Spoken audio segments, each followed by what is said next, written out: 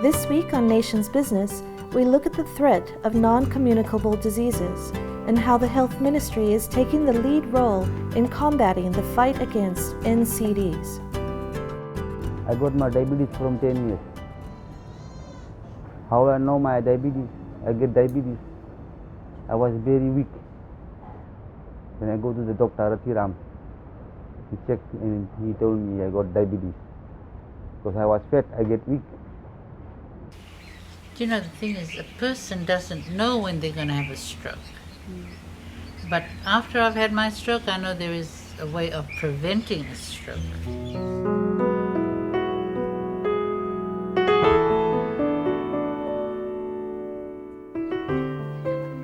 As Fiji advances into the modern day, a new problem has emerged. Non-communicable diseases, or NCDs, or in other words, diseases that are not passed from one person to another, are now being called the silent killer. The concerns that government have are basically two. NCDs now account for majority of our illnesses. We are talking about falling sick, 80% are NCD. For those who become disabled by NCD, a significant number. And most worrisome is the deaths from NCD. There's more premature deaths in non-communicable disease, meaning dying before 60. The rate of NCDs has increased from 4% of the population in 1985 to 16% in 2002. Since 1995 to present day, NCDs claim the lives of 200 people a year that are 40 years old, and that rate doubles to 400 people a year for 45-year-olds. The government and the Ministry of Health are not just concerned about the NCD statistics. Their main concern is that many of the children of Fiji are becoming fatherless and motherless. There are 5 at the moment, and there's a 6th emerging one. The 5 are diabetes, cancers, heart diseases, mental diseases, accidents and injury, and respiratory diseases is becoming an emerging non-communicable disease now. Most of the non-communicable diseases, the major difference between non-communicable and communicable is in non-communicable or NCDs. Most of them we don't know the cause, but we know the risk factors. Particularly 4 risk factors are known worldwide to increase your chances of having non-communicable disease, and they are smoking, eating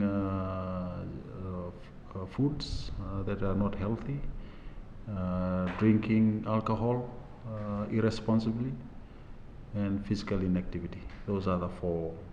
The 5th one is stress, but the problem we have with stress is that we can't measure it objectively. In the National Diabetes Center, about 97% of our patient has type 2 diabetes. Only 3% has type 1. But as a whole, in Fiji, a census shows that 16% of the population has diabetes, and most of this has type 2. So if our population right now is 893,000, so 16% of that, so meaning about 142,000 has diabetes. 142,000 people in Fiji have diabetes. Diabetes and heart disease are the main causes of NCD deaths in Fiji. By addressing the risk factors of these 2 diseases, it will help stop the increase of other NCDs. Before diabetes, we eat any kind of food. Chicken, mutton, everything. But after diabetes, when the dietitian tell us, then we diet the food. It's being recommended to treat type 2 diabetes, focus on 3 areas. And number 1 is intensive lifestyle modification. Okay, that's 1. So when we say lifestyle intensive modification, is that we are talking about physical activity and our diet. So eat what we have, half banana, half fish, popo, and the brown sugar, brown flour, and brown rice. Don't eat the cassava and all this. Don't take lolo, only boil it. You have to control your diet. I work at as a nutritionist at the National Diabetic Center, and this is my third year, going to a third year. And what I do, I mainly specialize in what patients or diabetics eat.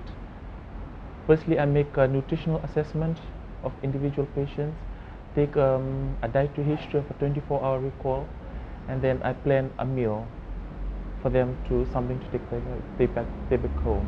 After the nutritional assessment, then we inform them about their carbohydrate intake, because carbohydrate is the main nutrient that they need to be very careful of, because carbohydrates are the food that provide sugar into the body. So what we do with the use of food models, we tell them how many carbohydrate portions that each individual patient has to eat in one day, because that is the total amount of calorie that needs to sustain them for a whole day. Carbohydrate foods are root crops, rice, flour, foods that are made from flour, such as bread, noodle, roti, etc. We also include fruits into those, cereals such as porridge, cornflakes and Weet-Bix, milk, dal, and certain vegetables such as potato, carrot, pumpkin, and corn. The recommendation right now is at least low fat, low calorie and high fiber diet, but most of the people, they don't go into that diet because as what they've said, like bland diet, that's a healthy one, and the one that's really tasty, that's a food that's not really good for you.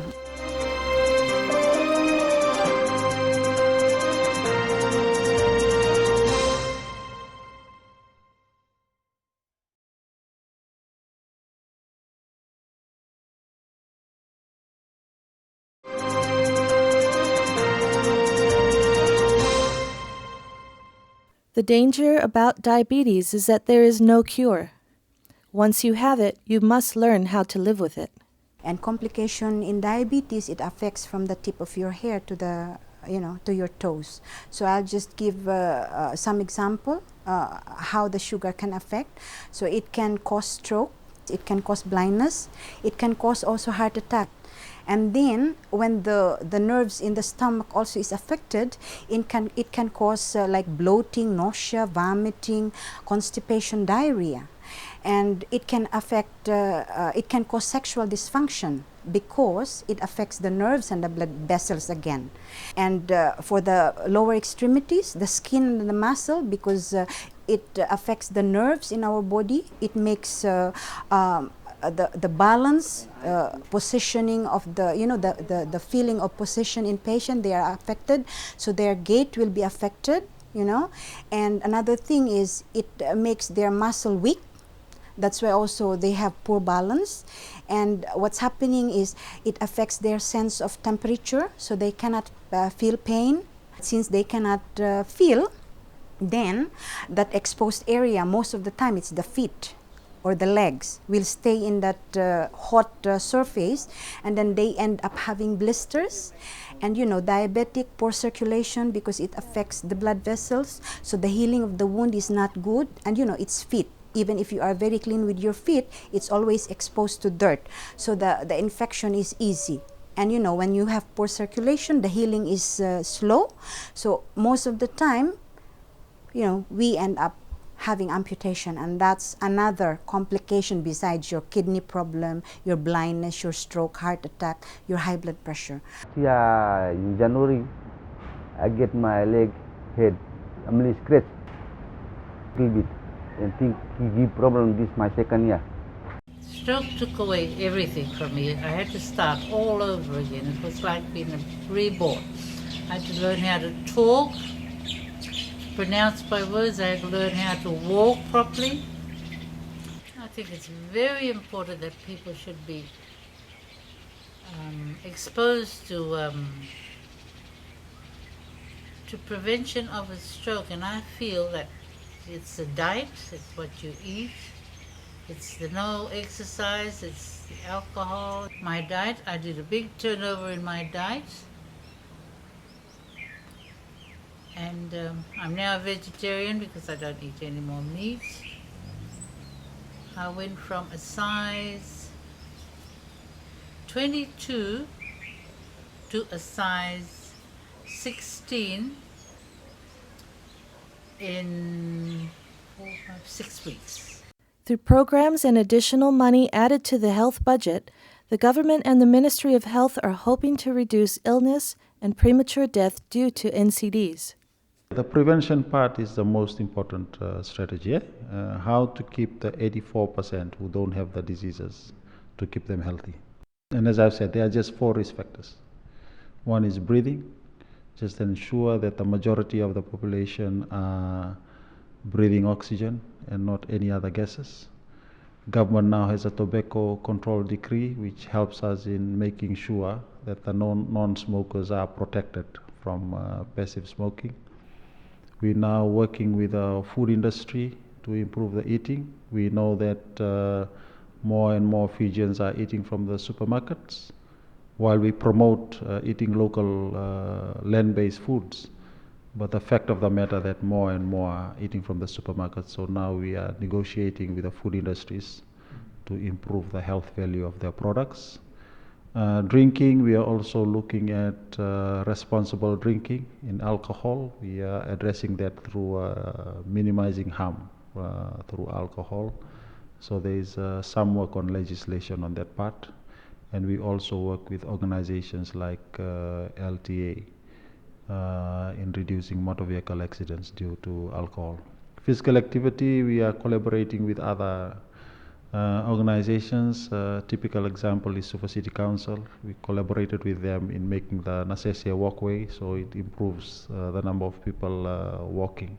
The 4 things, just making sure that you're breathing oxygen, you are eating fresh foods and less salt, sugar and oil, making sure you're drinking water more than any other fluids, and have your 30 minutes walk a day. We have a strategic plan for 2010 to 2014.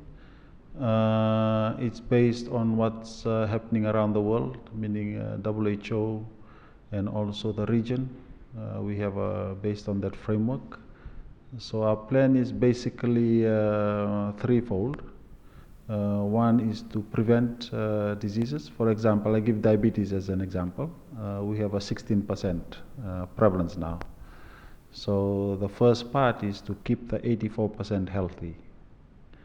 And the second part is try to reverse those in the 16% to get them back to healthy. And the third part of intervention is to make sure those who are having diseases and organ damage that we improve our clinical services.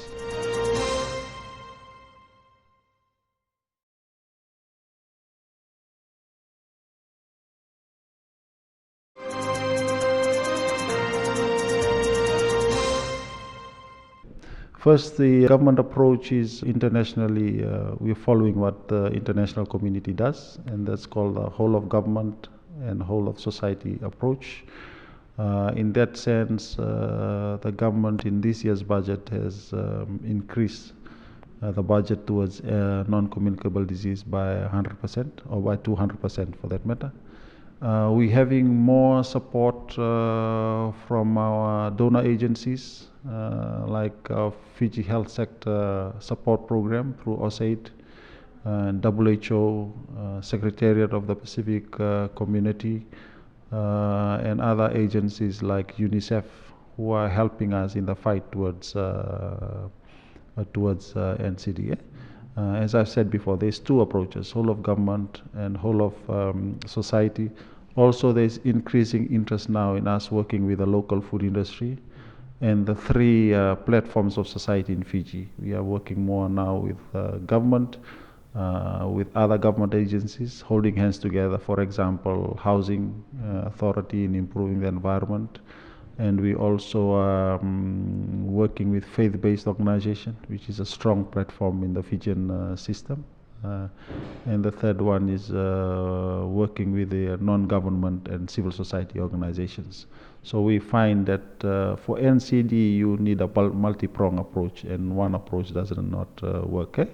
But if you have listened to the origin of NCDs, it's really talking about behavior, and we need to be working with these other agencies. And as a government agency, we are really enjoying the collaboration between non-government organizations, civil society, faith-based organization, and the government efforts towards And some of the government initiatives is they've increased our budget. They've reduced taxes on imports of vegetables and fruits. They've also reduced some duty on canvases so that we can promote physical activity and physical activity gym. So those are some initiatives that the government is doing. But the government is confident that with good communication and good information, Fiji has the resilience to move that premature deaths away. The most shocking news about NCDs is that it is not only affecting older people. 60% of the population in Fiji is under 30, and that age group is already becoming an NCD statistic. Most of our young ones, they sit in front of their computers, okay, in front of the television, in front of video games. So this is one area also why so many children are overweight and obese, because instead of running around or doing, like ball games or doing physical activity as a whole, they sit. So the recommendation actually is to encourage these children. It should be coming from the parents and of course the teachers and other community members for us to encourage them to move. So the recommendation is they are allowed to sit in front of this television and computer because it's also educational, but you have to limit the hours. They should not be sitting in front there the whole day. I think we have the resilience to be a healthy population. One of our biggest challenges is communication, particularly in the issue of nurturing Fijians from as young as possible, from the womb in the first 18 years of life. My vision as the NCD advisor for the country is if we nurture our children well, from 0 to 18. Why 18? Because at 18, Fijians have the legal right to choose whatever they want to eat and how they want to vote and whatever they want to drink.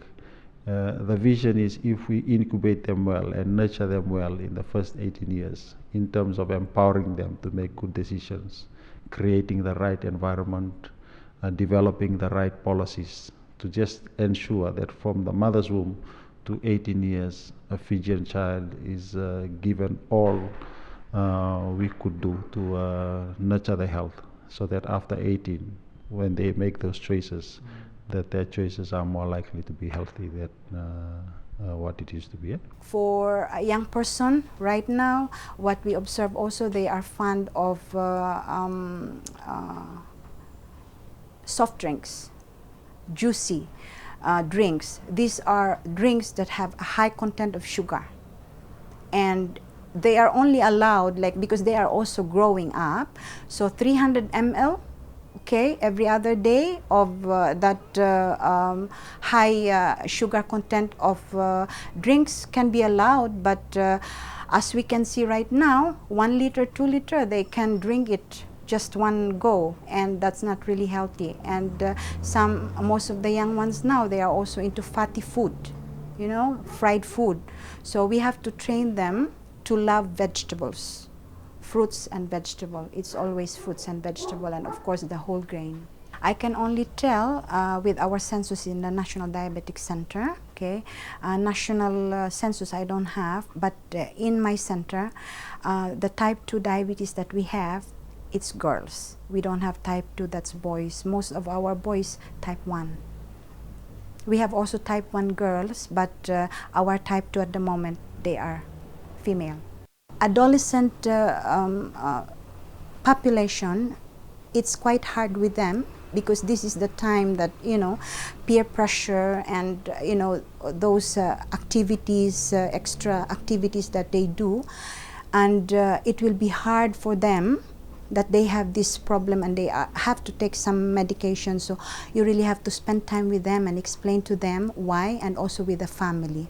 So what I would suggest is for parents to please ensure that the meals are to be balanced. The three food groups is energy, bodybuilding, and health. To see that all these three food groups are present on a plate of food. Ensure you just breathe well, breathe oxygen. You just drink clean water. You plant your own food and eat land-based. If you go to the supermarket, just be careful of the salt, sugar, and fat, and walk 30 minutes a day. You are obese or overweight, you are not eating healthy, you don't do physical activity, you have to act now. Because if not, probability is you will have diabetes later on.